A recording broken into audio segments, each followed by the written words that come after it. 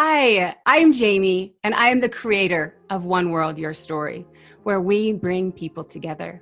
And right now, we need this more than ever. The murder of George Floyd, the latest of countless Black Americans to be murdered at the hands of police in America, has set off a chain reaction across the United States. People are angry, people are hurt, and rightfully so. We cannot stand by and allow this to continue any longer.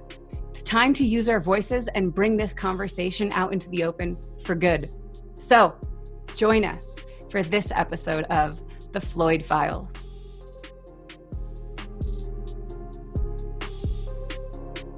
Your voice is your presence. Your voice is how you move in the world.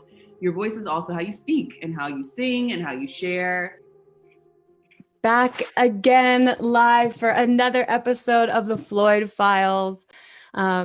Today, I am speaking with a dear friend of mine. Her name is, and I'm sorry for being weird right now. I'm just trying to get this all set up over here. Then I won't be weird anymore. Okay. Great. So, yes, live with one of my dear friends, Maryella, coming all the way from Argentina. I always want to say BA, but I can never pronounce it right. So I'm going to let you do the honors. Yeah. And give a little intro of yourself. I know you're working on a lot of things right now. And I want to give you an opportunity to give a little intro and a shout out to some of the work that you're doing right now, Maryella. Totally. Thank you. I'm just taking out my wires right now because technology is great, but it's also frustrating. So I'm just going to. It's great until it's not, and then it's terrible. So I'm calling from Argentina. I'm in Buenos Aires right now. You can say BA for sure if you want. You can say Capital Federal, Argentina. I am stuck here in the quarantine. Just moved to Patagonia with my partner, but we needed to come back to the city right before the quarantine hit. And well, I'm in the city now, so happy about it. / would love to be in Patagonia right now, but I'm just waiting on the world to work out its shit. Yeah, you and me both.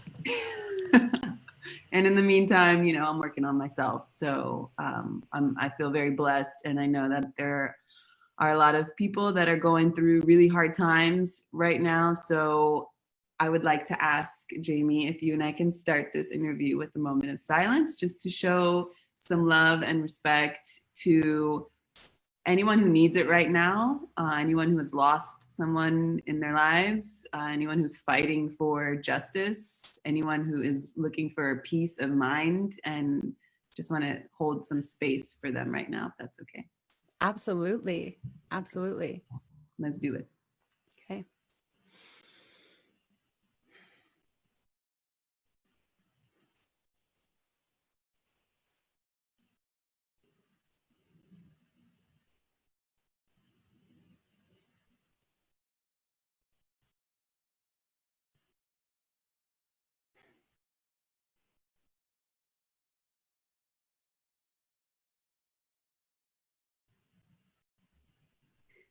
Thank you. Thank you.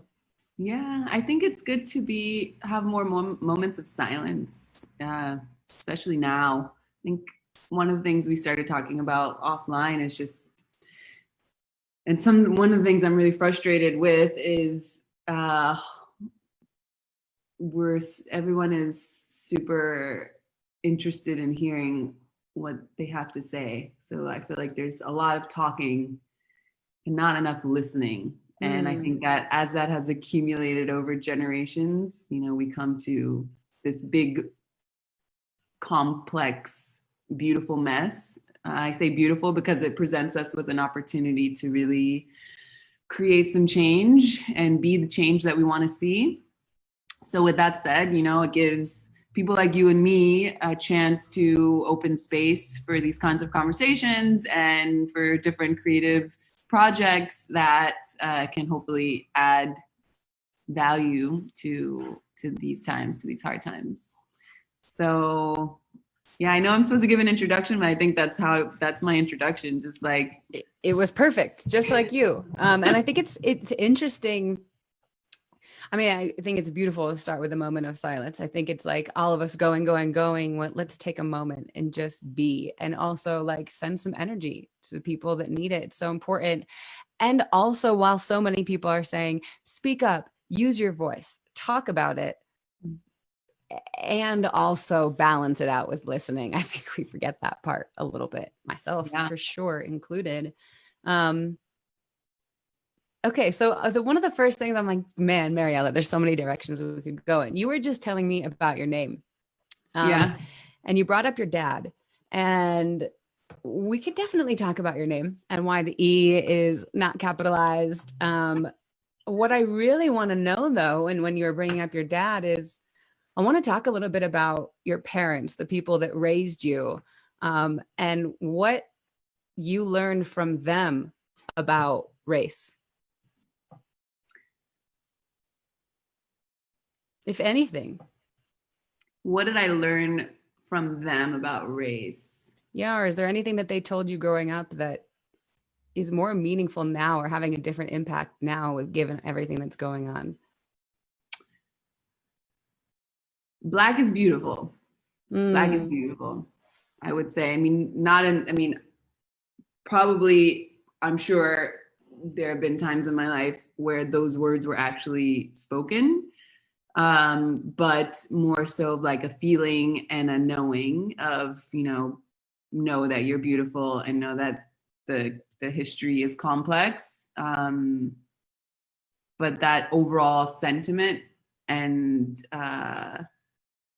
that can also create action, with beautiful intention. I think that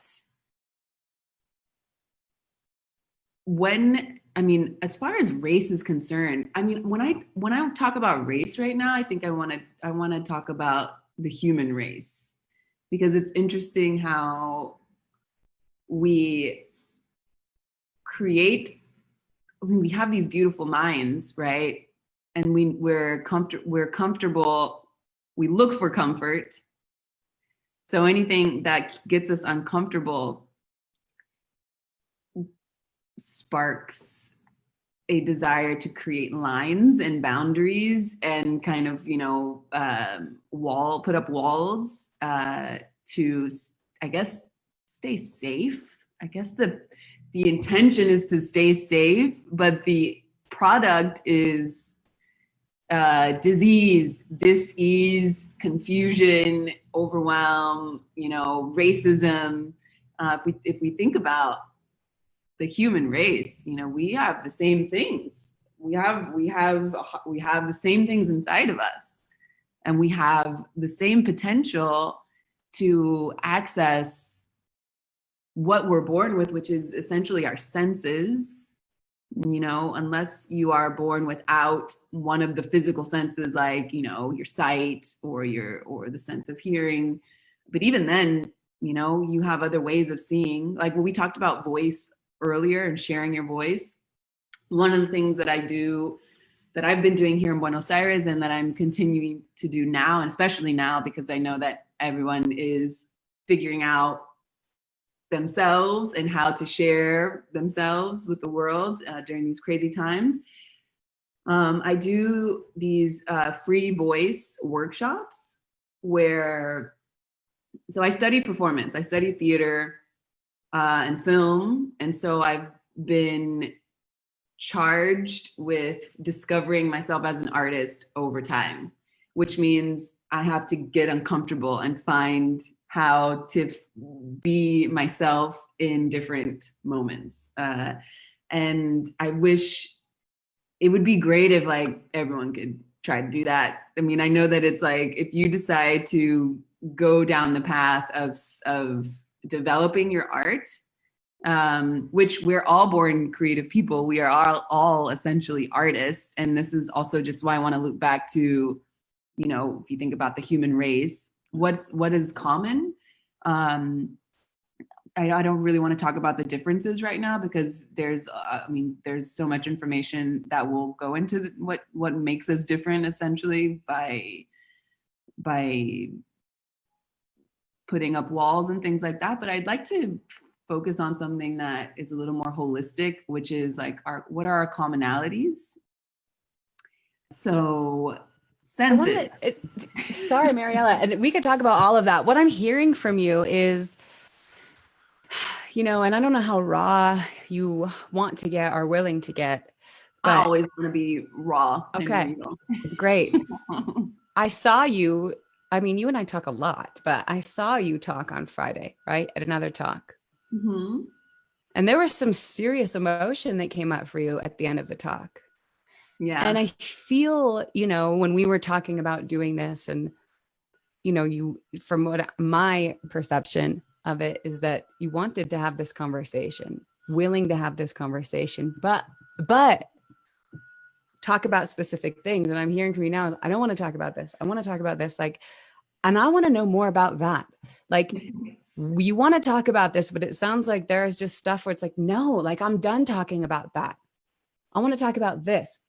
Can we dig into that whole muckiness a little bit? And where is that coming from? Because I don't doubt that there's a lot of people in your similar position. I want to talk about this, but in a really productive, actionable way, in a spiritual way, in a loving way, right? In a way that's going to bring us together as the human race.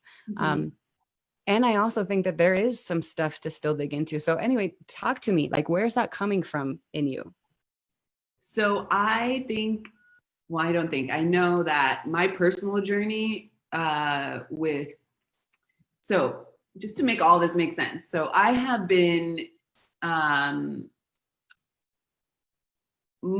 developing my sense of self since I decided to learn more about myself as an artist, right? Which means I have to be more connected to my emotions and my emotional intelligence, which is what I love to speak about and share, especially nowadays that we're so distracted and we're so connected, but we're so disconnected. So this idea of coming to yourself and being aware of your sensitivity and intuition and feeling and how that can have a butterfly effect. Anger is something that is real and that is happening, so especially now. And I have been learning how to deal with anger. And I don't find it helpful for me or for anyone else to let the anger consume me and then to spit it out at people. So what I try to do with myself, and then this is what I try to share whenever I speak about anything essentially, is to connect with yourself and decide, does this feel good or does it not feel good? And if you are in a place where things feel good, where's that coming from? Is it because of an attachment? Is it because of a fear? Are you drinking to forget about something because you're afraid to remember? Are you speaking hateful words because you don't want to, it's the personal work or the personal really identifying of your connection with yourself, essentially. I know I'm speaking really big here, but I've been in quarantine for 3 months and my mind has just been like this, just connecting in all kinds of different ways. And really just has me rethinking a lot of things. And I'm always on the side of being curious and experimenting with love. And I think that now's a really ripe time for that. So if I can say anything that has to do with race right now, it's yes, of course, if I have to check boxes because society is asking me to check a box, then I have to say that I'm a woman, and I have to say that I am Black, and I have to say that I love a woman, and I have to say that whatever else it is that, this illusion, and I say illusion in the best way because we've all created this reality, but why does it matter? it only matters when control or power happens. And that's like, where does that come from? So anyway, I guess what I want to say is, is that if we just could all be with ourselves in the dark and learn how to be okay in that moment of looking at ourselves in the mirror. Like, have you just looked in the mirror at yourself ever and just like looked at yourself and not like looked and evaluated like what is this, how is this is also I was not born with this beauty mark. I learned from my mom that when I have a pimple to put some eyeliner on it and to make it a beauty mark. So that's something I guess that I learned from my parents, if you want to loop back into that first question that you asked me. But yeah, I think that if we could all just approach our fears, even alone, obviously in a safe way, approach our fears, then we wouldn't be so hateful and hurtful to other people. Because I think what you're referring to when I got emotional in the last conversation that I had about sharing your voice and just like, being aware of different experiences, and in particular the Black experience. I think that it's important to give space and to be with yourself, which means playing around with time in a different way, like taking your time, having a moment of silence for yourself and for people to respect, whatever is happening, but just to be more in tune. So I think that we're all connected, super, super, super connected, but then we're all really disconnected if you think about it, and the reason we know that is because look at what's happening.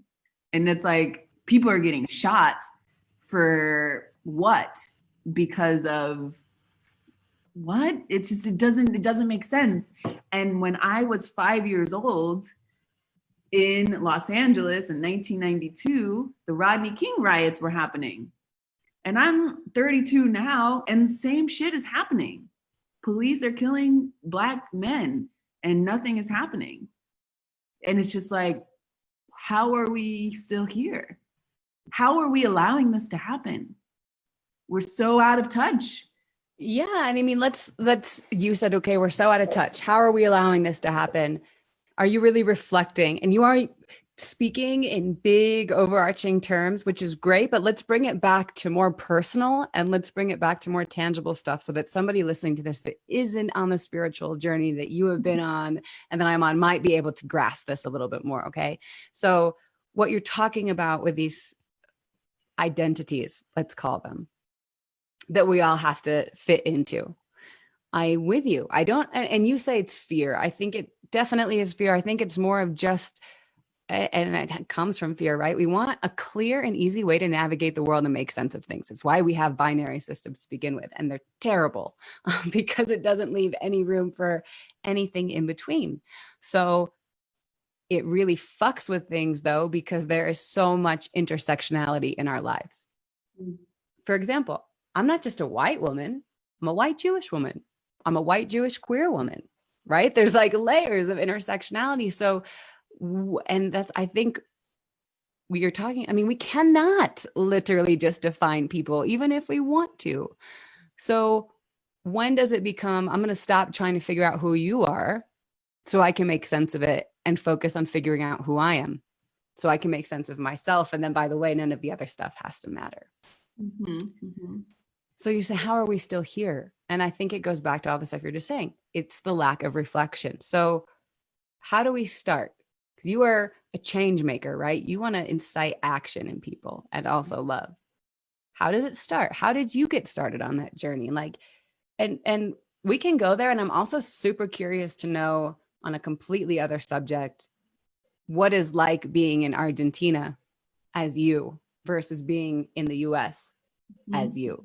When I say as you, because I know that there's some layers of intersectionality there, and you know what I'm referring to, but I'm curious about that. Is there really a cultural difference in America with how we treat people versus other countries? In this case, Argentina. Yeah, I think that because we live in societies, global societies, that exploit people and exploit the earth and resources. It's like, that's a reflection for me of like, okay, we don't know who we are if we think we can take advantage of something else or someone else, right? So how do we create change? I think it's the way that I know is be okay with being vulnerable and be okay with having conversations and not knowing and realizing that you don't know all the answers. So something that I think will always block us is like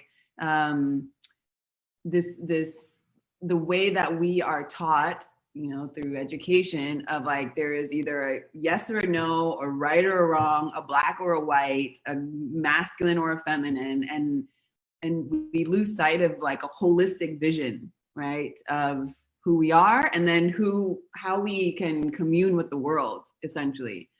So I think that I would love to say, I mean, the visual that I always give is like over time, over like generation after generation, this huge pillar of all of this shit, exploitation, the economy of, you know, the haves and the have-nots. It's all been constructed in this very unnatural way, this huge pillar of power, of mishandled power that has now collapsed, you know, and we're standing there like, what do we do with this?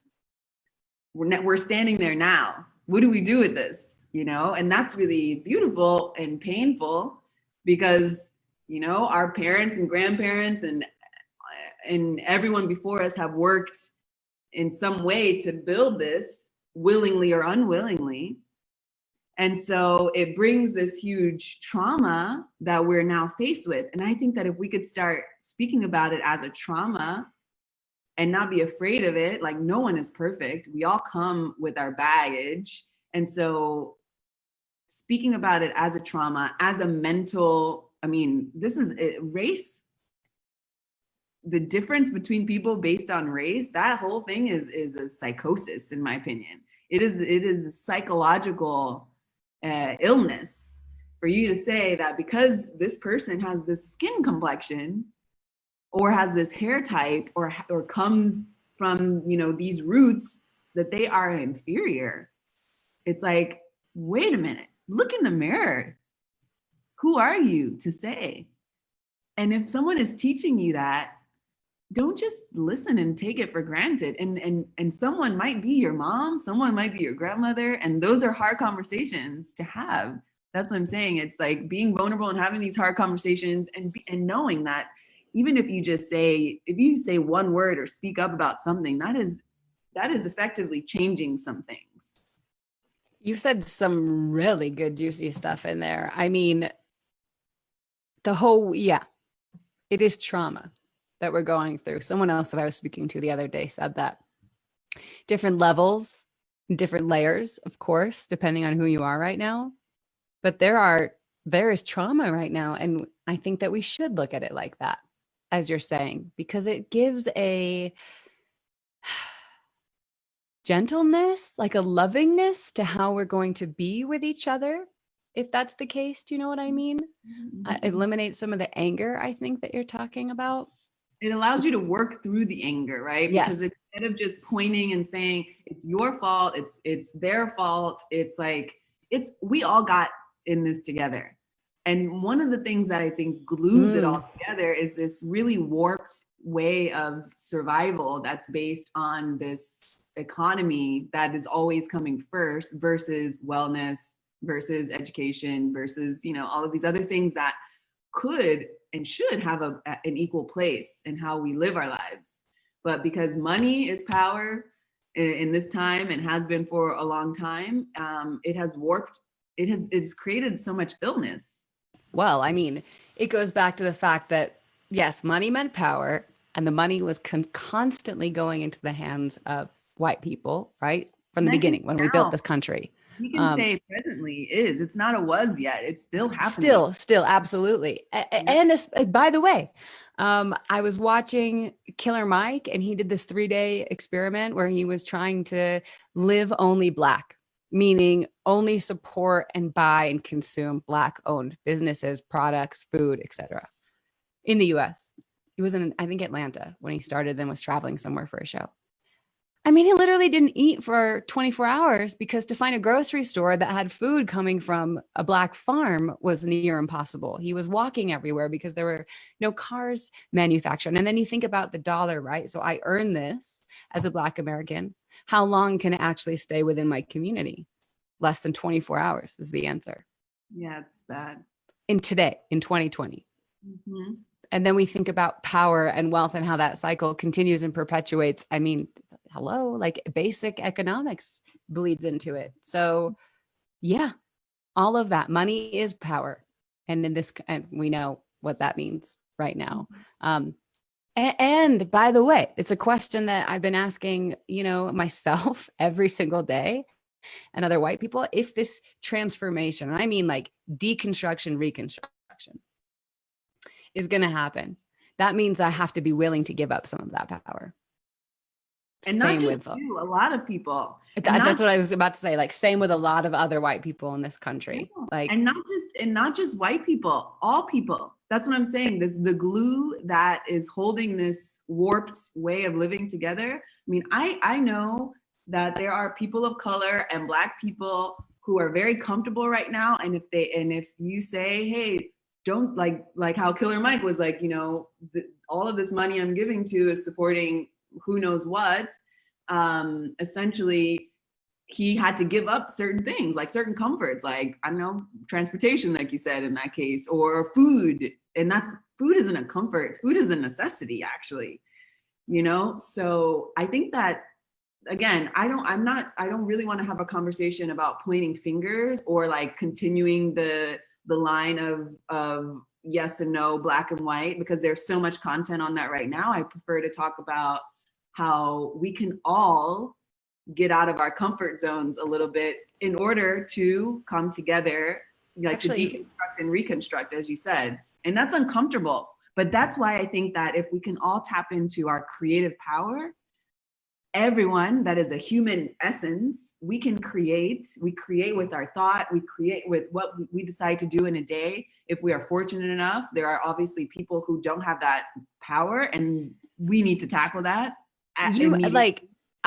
Sorry to cut you off. I just want to make sure, I'm so glad that you said that and corrected me, because I definitely sit here, I'm like, oh yeah, there's certain groups of people that are the ones that really need to be doing the work and making the change. But you're right, actually, literally is everyone. And the more, I mean, it's tricky, because if we continue to make this about a Black and white thing, we're in the same game. So how do we not? Because how can that not be the conversation when it is the conversation? You know what I mean? Like, how do we reframe that? Especially in a country that is like more divided and pinned against each other than we ever have been. Like, and I don't even mean just race, politics. We're in the middle of a crazy election. I mean, how do we not make it a this versus that? Black versus white, liberal versus conservative? How do we just make it a human American or whatever thing? I think that, again, first, I also want to say that there is a lot of work to do to make up all of the ugly past that has created our very disgusting present, and then hopefully will become a better future, which means, yes, a lot of marginalized communities have no resources. And a lot of those communities are Black communities. And it's like, how do we go into our communities? And this is the thing, see it as our community. Don't just see it as a Black community. If you live and breathe and eat and it's all the same, we're all material, you have a different skin complexion than I do. Of course, we can see that with our eyes. But essentially, if you say, I'm only going to help this community, then you're still drawing a line. And that means you're out of touch with yourself. And that means we need to start at square one, which square one is you, Jamie, as an individual, need to sit with yourself and like be in touch with yourself, right? in that there are several ways to do that. And it's not throwing a religious text over it. It's like literally check in with yourself and what feels good and what doesn't feel good. And if you decide to continue to do what doesn't feel good to someone else and to yourself, then you're still on the same, you're a dinosaur, right? Because I really believe that if we can just shift that that focus of them and us and them, this us versus them, that we can start to reconstruct all of the damage that has been done for thousands and thousands of years. And that's a big task, right? It's a big task. And I mean, my God, it is one that I'm definitely on a journey of like trying to show people that we are just fucking people at the end of the day, period, end of subject. And it takes, I want to be, at this point, it takes like programming, for example, like, okay, if you literally have never seen a Black person, or you can count on your hand how many Black people you know, or you can, whatever, I don't know, the most Black content that you consume is music, for example, or whatever, like just really reflect and see how in touch or how out of touch you are. And then program in your life, it has to be present, something that you do daily or something that you do weekly, hopefully daily, and so that you can say, okay, you know what, I'm going to go to this neighborhood, or I'm going to offer my time to educate myself first and other people around me, or I'm going to, there are so many different ways. This is the beautiful part about right now, is that you can enter into effective change to to help heal this racial issue that we're seeing, because essentially it's healing trauma, right? And it's healing this psychosis of you are inferior, you are superior based on your skin color. It's really ridiculous when you think about it, but it really creates a lot of disturbance. People are getting killed. Things are being taken away from them. Opportunities are being taken away from us, always. I was the first generation to go to college, and I stand next to several friends. Actually, my partner in Argentina, it was not, right? Her parents went to college. My parents did not go to college. So we're talking about first world and non-first world countries, but I'm the first in my family to go to college. Oh, and her family's from Argentina? Yeah. Yeah. I mean, one thing that you were saying, and I think you missed out a really key piece. You're like, okay, if you can count on one hand how many Black people you know in your life, or you've never spoken to a Black person, maybe it's time to go out and get in these communities and find out where you can help. I mean, I think that you're missing a really key thing, is when you realize, like, you do this reflection, right? And you realize, well, shit, maybe I've never actually had a conversation with a Black person before, like a real conversation. Then maybe it's time to sit there and question yourself as to how and why and what do you believe about that particular race? What have you been told that you automatically believe? And question everything. Because if you've never actually talked to people that don't look like you, how can you possibly say that your preconceived judgments or ideas of how that person's going to act are possibly true? Mm-hmm. And so yes, question yourself. This has to be with like the first step of like question everything.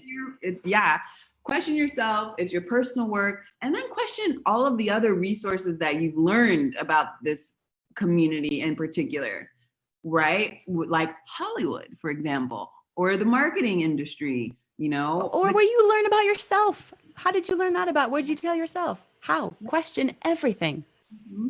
Education, you can, it's, if I go, so when I started to travel the world, you meet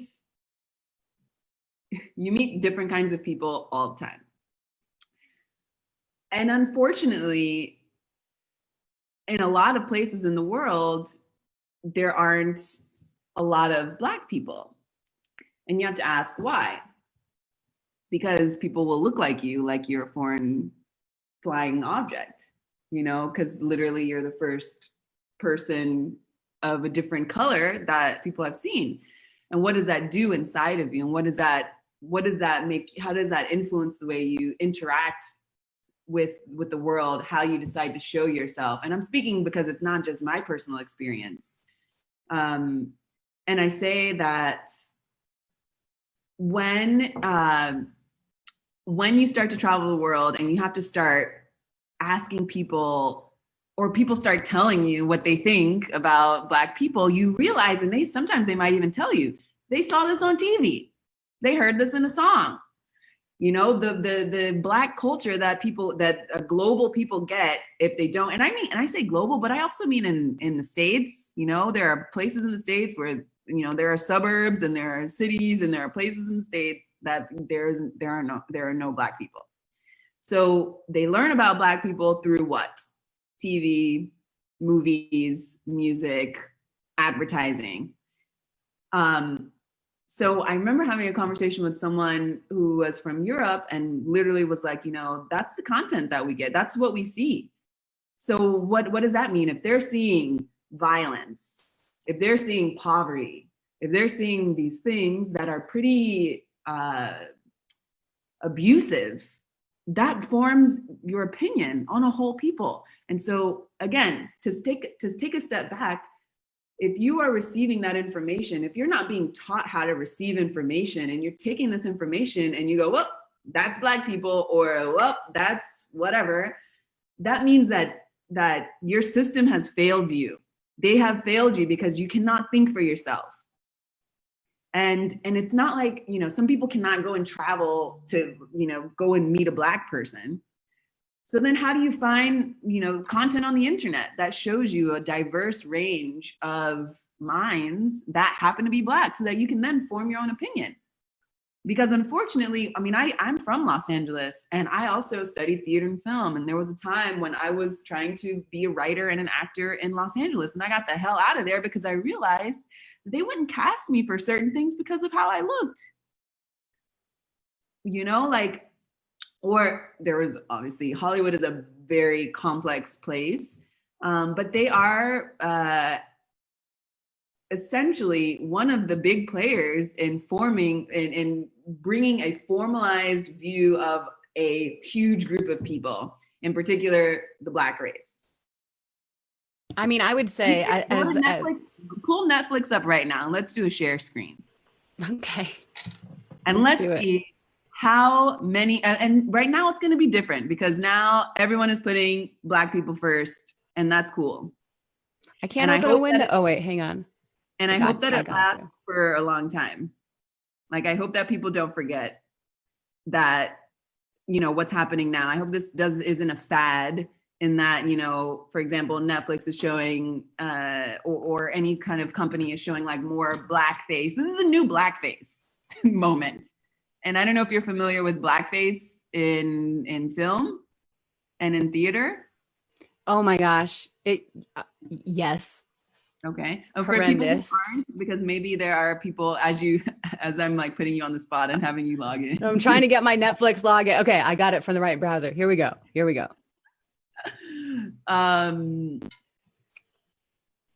Actually, you know what? Go back. Go to children. I can't even tell you how many times. What are they showing children?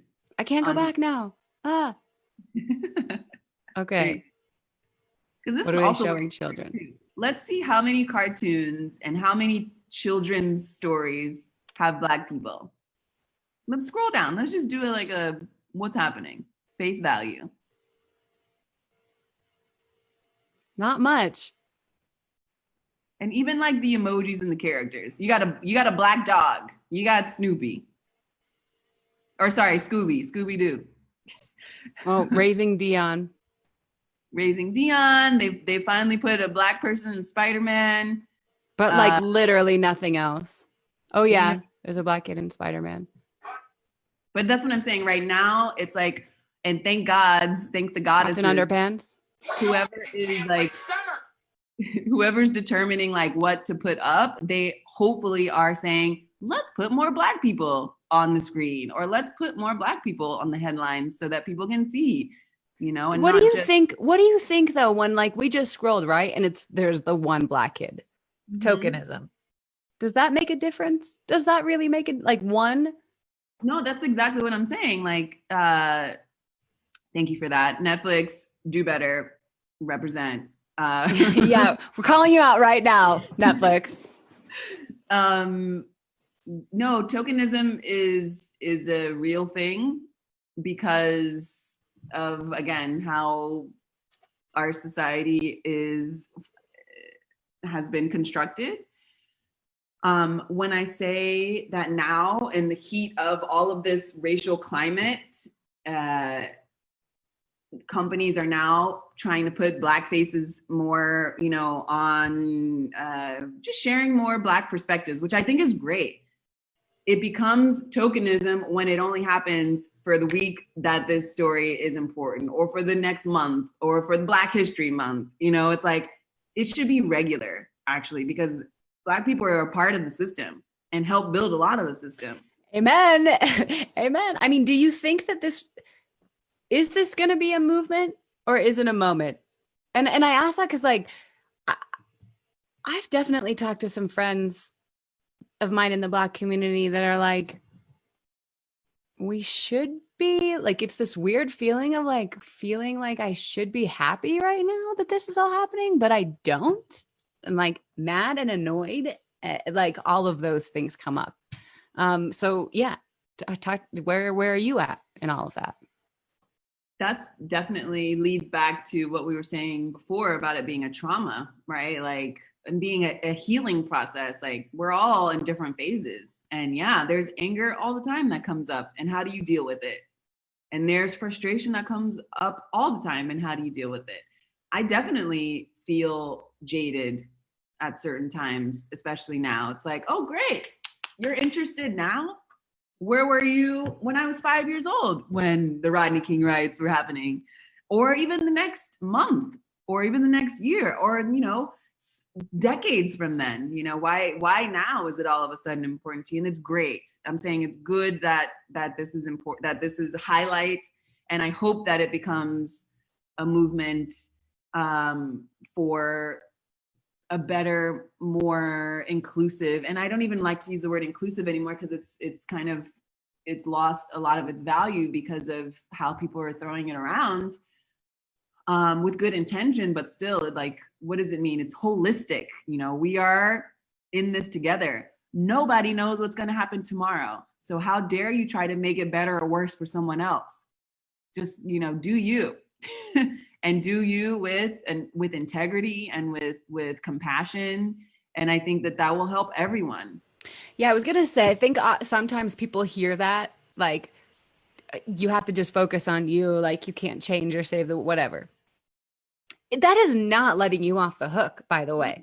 You have to put actionable steps. Like, we are a product of what has happened before us. Yep. Okay, which means we can't be complacent and say, well, it's not my problem, or I didn't create racism, or I've never been racist to anyone, or whatever. It's like, actually, we're all creating this reality together. So every decision that you make or don't make affects me, whether you see it or not. Yep. It goes back to a lot of things. We're talking about race right now, but like, how many people are dying because we need these phones in our hands? Batteries, and the technology, and the clothes that we wear. Right? How inconvenient for me. I would love it, by the way, but how inconvenient would it be for most people to like not even have this? But how many lives would be saved? Sure. Yeah, it's it is like, I think, a beautiful thing that all of this stuff is getting kind of more talked about now. And like you said, like, where were you 5-10 years ago? And for 1,000 of these issues. And it's like, there's no way to just talk about race in this country and white supremacy without also talking about the institution of education, the institution of health. And then all of these other things get unearthed. And that's when it's like, fuck, it's overwhelming. Don't shut down. Don't get overwhelmed. Pick something that is meaningful to you, that you can make an actionable change on, and start with that. Then you can add more. and just be a good person in all the other days that you live. I think it's easy to get overwhelmed and like, fuck it, I'm not going to do anything because it's too much. No, that is bullshit, and you're letting yourself off the hook. Pick something that's meaningful that you can make an impact with. Or as like, I have my friends Zine and David always say this to me because I get overwhelmed. They're like, think globally, act locally, right? Yeah. Like it does, you can start small and it spreads. Like you said, every action has a reaction. It's a butterfly effect. One thing that I want to ask you about is because you're saying, you know, it's all of us that has to do this work. Everyone has a role in this. Everyone, even if you are part of the oppressed group, you have a role in it. It might look different. Yeah, and I will say that the role for the oppressed group, one of them, is to, what's hard?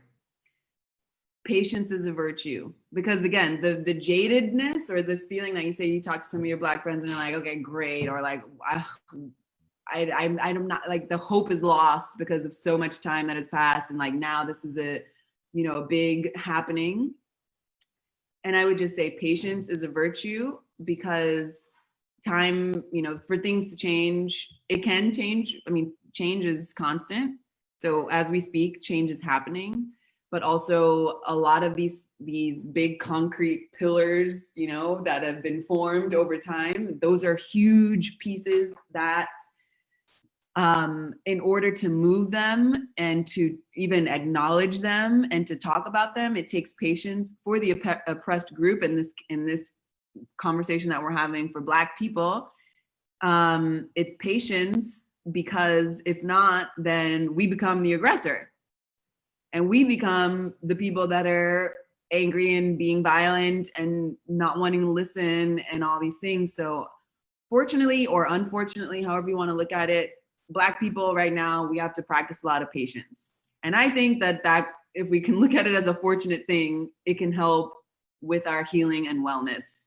Because otherwise, if we throw anger or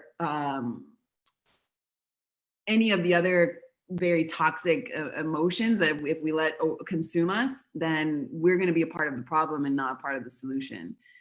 And hopefully what's happening now if we think of like in the civil, I don't know, anytime before the 2000s, we didn't have this means of communicating, even though this thing is killing the earth and people. The other side of it is that it's connecting us. So how can we honor the lives that are lost? And I have this symbol here, and hopefully I'm calling out Netflix, but I'm calling out Apple too. Look at this. How can we, if we're not willing to be uncomfortable by saying, I don't need this, that's creating so much pain in the world. You have it. So how do you use it? How do you use it? And also, like, who are you buying it from? I think like we could pay more attention to that kind of stuff, but yeah, how are you using it? For sure. I think it's really beautiful what you were saying about patience. And it made me think when you were talking before about like, where were you when I was 5 years old during the Rodney King riots? I think there's something to be said about better late than never. And I know that is a hard pill to swallow sometimes. And really, like, would you rather it happen now or never happen? And I like, don't get me wrong, I say that as I'm like also like, oh my gosh, all the layers of feelings there. I can completely understand. I also think like there's a whole conversation right now. You and I have talked really briefly about it. It is something that I've been thinking about since a conversation I had last week, but you cannot have white supremacy without anti-Blackness. And thinking about that, not just how that plays out in the white community, but how does that play out within the Black community itself, within our community as people, I should say. I don't know, anything you want to touch on or say about that? Yeah, I think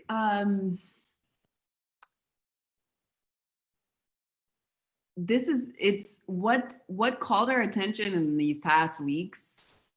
It's still happening. It's not that it happened and it's not going to happen anymore.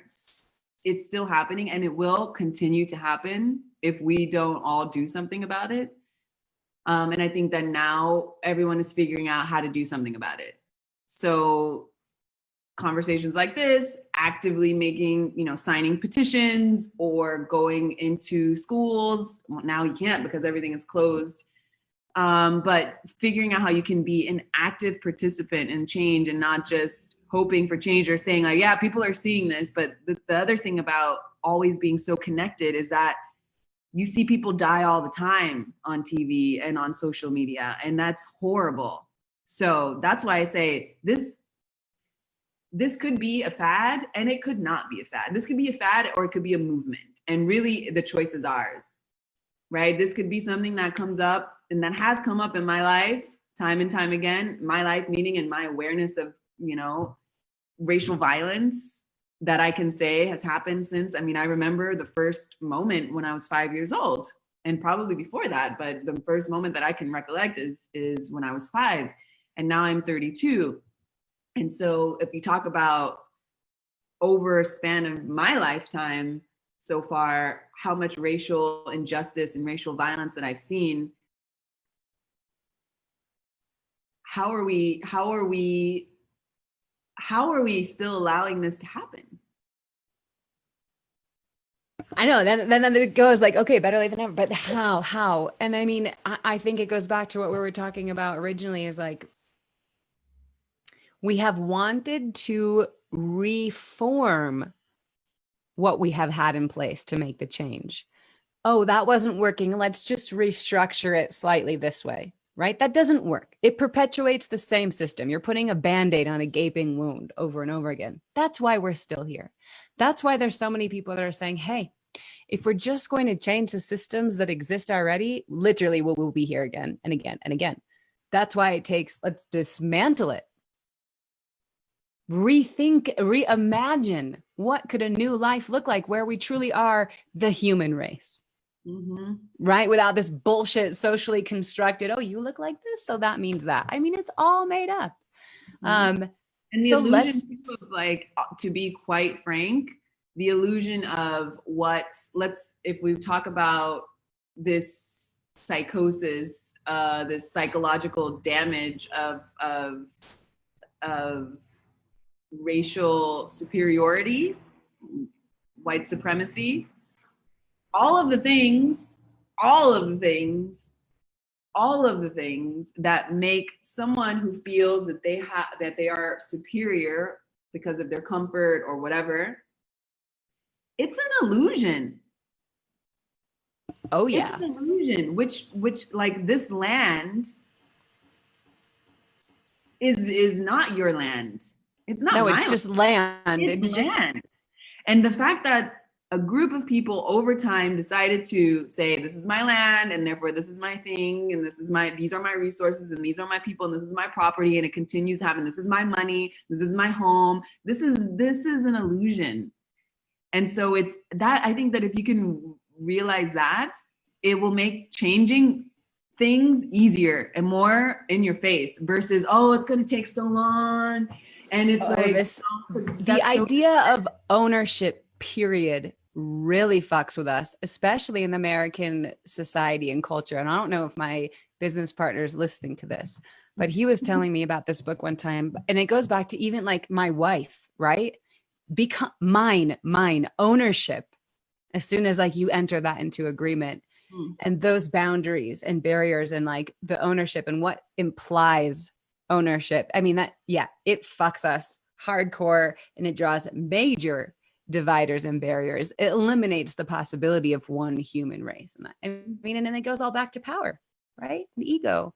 We want to get spiritual about it. Like, yeah, I think that hopefully the thing that will fuel this movement, because I want to hope that this will not just be a fad of everyone being interested and doing a little bit of research and then like saying, okay, we need to be better. And then like, next month or whenever everything lets up in the world, it's like the same things are happening. That's a fear, and I have to have hope that at least in my circles, that can't happen because I don't feel comfortable with that. How can we effectively be the change that we want to see? And recognize the damage that has been done and not feel like, not be afraid to feel vulnerable. Because Amen. essentially vulnerability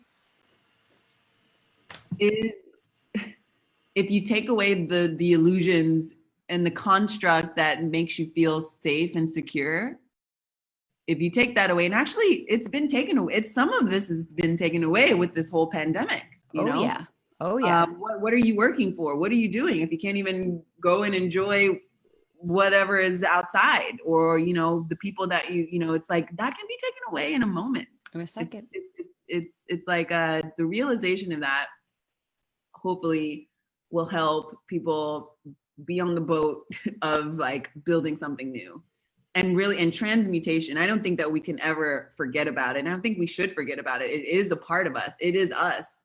I am a part of it, as you are a part of it. And it's not some people that are dead and gone that made this, you know, whole system happen, you know, from way back when in the Roman times and before. It's like we're actively building that now. So how can we transmute all of that ugliness into something that is going to be a little more holistic?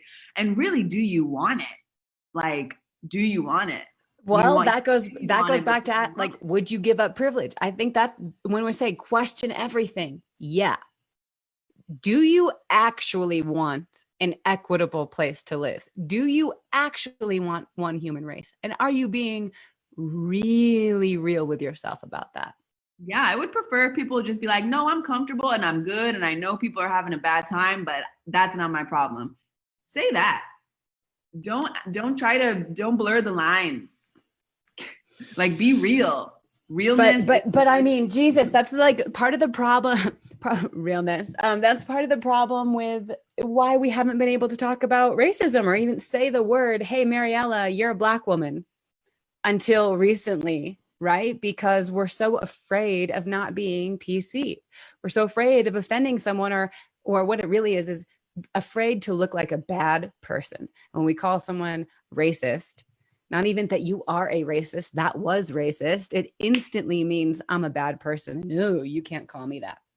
So like, I'm never going to come out and publicly say, and this is not me, okay, because there's no way in hell I would have voted for this person.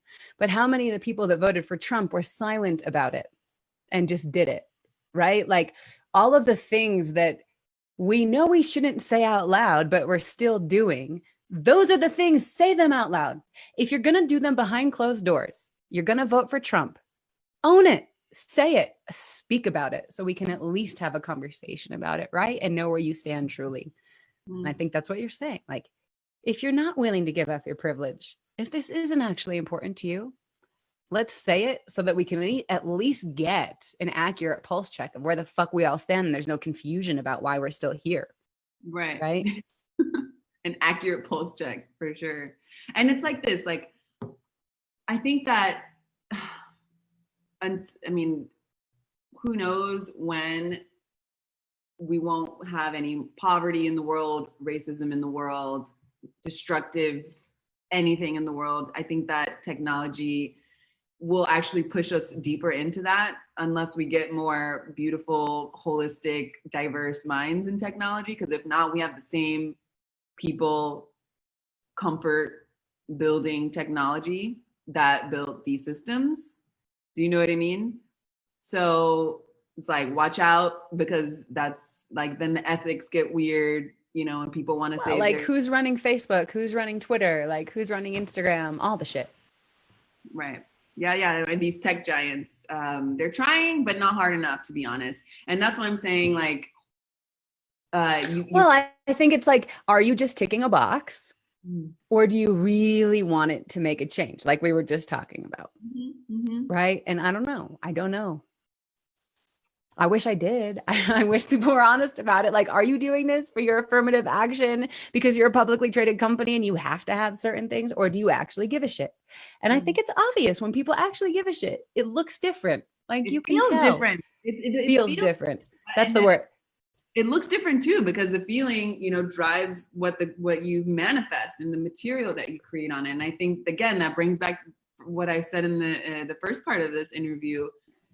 If people can be more in touch with their feelings and their emotions, and not have to be hijacked on expectation and privilege all the time, I think that we would then start seeing some real change. Absolutely.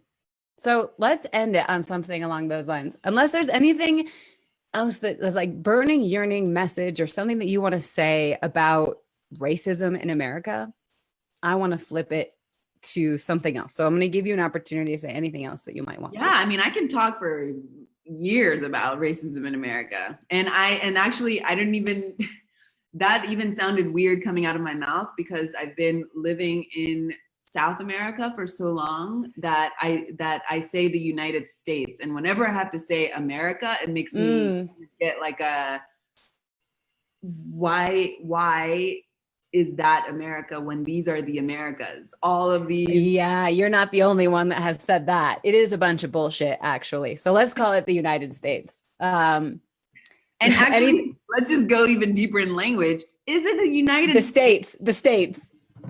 I know, it's fucked up. I actually was thinking recently, like, man, if there was ever a time that the country was going to split, like, I think it would be, because we are not the United States. And think about, like, it was the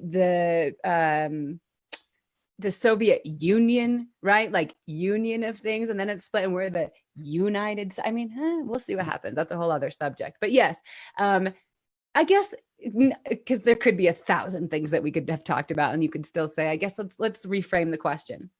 We can do more. We can do more later too. I want to. Okay. I want to come back on with you more. We can dive in deeper. Okay. Is there a specific message that you want to make sure that you leave behind today? I should say that, about everything that's currently happening right now in the in the States. Yeah. Like I said, there's so many things that I can say, but if we're short on time right now, I would just say, think about the kids. Think about the kids.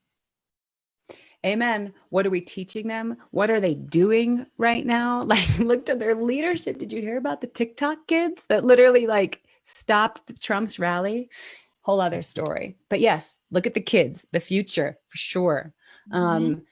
Okay. So about taking yourself on, right? And getting in touch, because Maryella, unfortunately, there are, I think, more people that have not gone on this journey that I would say you and I have both been on of self than there have been. And it is a beautiful journey. It is not easy. It is hard, but I think one of the best things we can do is take ourselves on.